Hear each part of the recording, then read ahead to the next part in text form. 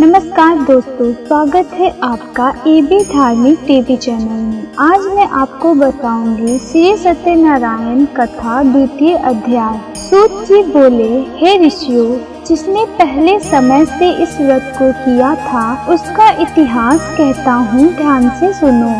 सुंदर काशीपुरी नगरी में एक अत्यंत निर्धन ब्राह्मण रहता था। भूख प्यास से परेशान वह धरती पर घूमता रहता था। ब्राह्मणों से प्रेम करने वाले भगवान ने एक दिन ब्राह्मण का वेश धारण कर उसके पास जाकर पूछा, हे विप्र, नित्य दुखी होकर तुम पृथ्वी पर क्यों घूमते हो? दीन ब्राह्मण बोला, मैं निर्धन ब्राह्मण हूँ, भिक्षा के लिए धरती पर घूमता हूँ। हे भगवान, यदि आप इसका कोई उपाय जानते हो तो बताइए। वृद्ध ब्राह्मण कहता है कि सत्यनारायण भगवान मनोवांछित फल देने वाले हैं, इसलिए तुम उनका पूजन करो। इसे करने से मनुष्य सभी दुखों से मुक्त हो जाता है।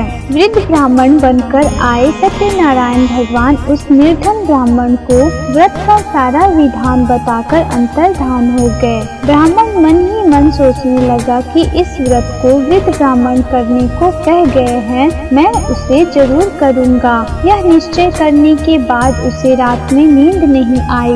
वह सवेरे उठकर सत्यनारायण भगवान के व्रत का निश्चय कर भिक्षा के लिए चला गया। उस दिन निर्धन ब्राह्मण को भिक्षा में बहुत धन मिला, जिससे उसने बंधु बांधवों के साथ मिलकर श्री सत्यनारायण भगवान का व्रत संपन्न किया।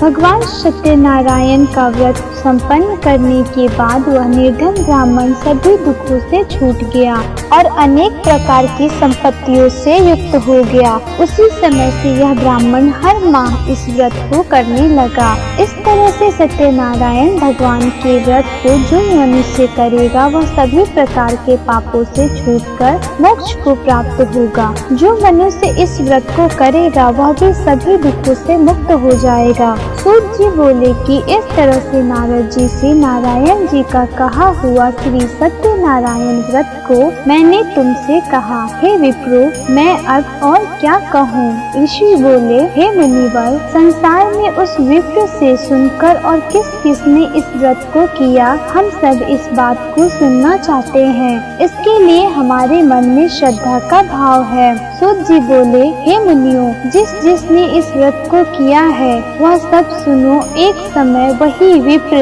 धन व ऐश्वर्य के अनुसार अपने बंधु बांधवों के साथ इस व्रत को करने को तैयार हुआ। उसी समय एक लकड़ी बेचने वाला बूढ़ा आदमी आया और लकड़ियाँ बाहर रख अंदर ब्राह्मण के घर में गया। प्यास से दुखी वह लकड़हारा उनको व्रत करते देख विप्र को नमस्कार कर पूछने लगा कि आप यह क्या कर रहे हैं तथा इसे करने से क्या फल मिलेगा, कृपया मुझे भी बताएं। ब्राह्मण ने कहा कि सब मनोकामनाओं को पूरा करने वाला यह सत्यनारायण भगवान का व्रत है। इनकी कृपा से ही मेरे घर में धन धान्य आदि की वृद्धि हुई है। विप्र से सत्यनारायण व्रत के बारे में जानकर लकड़हारा बहुत प्रसन्न हुआ। चरणामृत लेकर वो प्रसाद खाने के बाद वह अपने घर गया। लकड़हारे ने अपने मन में संकल्प किया कि आज लकड़ी बेचने से जो धन मिलेगा उसी से श्री सत्यनारायण भगवान का उत्तम व्रत करूंगा। मन में इस विचार को ले बूढ़ा आदमी सिर पर लकड़ियां रख उस नगर में बेचने गया जहाँ धनी लोग ज्यादा रहते थे। उस नगर में उसे अपनी लकड़ियों का दाम पहले से 4 गुना अधिक मिलता है। बूढ़ा प्रसन्नता के साथ दाम लेकर केले, शक्कर, घी, दूध, दही और गेहूं का आटा ले और सत्यनारायण भगवान के व्रत की अन्य सामग्रियां लेकर अपने घर आ गया। वहां उसने अपने बंधु बांधवों को बुलाकर विधि विधान से सत्यनारायण भगवान का पूजन और व्रत किया। इस व्रत के प्रभाव से वह बूढ़ा लकड़हारा धन, पुत्र आदि से युक्त होकर संसार के समस्त सुख भोग अंत काल में वैकुंठ धाम चला गया। इति श्री सत्यनारायण व्रत कथा का द्वितीय अध्याय संपूर्ण। श्रीमन नारायण नारायण नारायण, भजमन नारायण नारायण नारायण। श्री सत्यनारायण भगवान की जय। आशा करती हूँ आपको ये जानकारी पसंद आई होगी। धन्यवाद।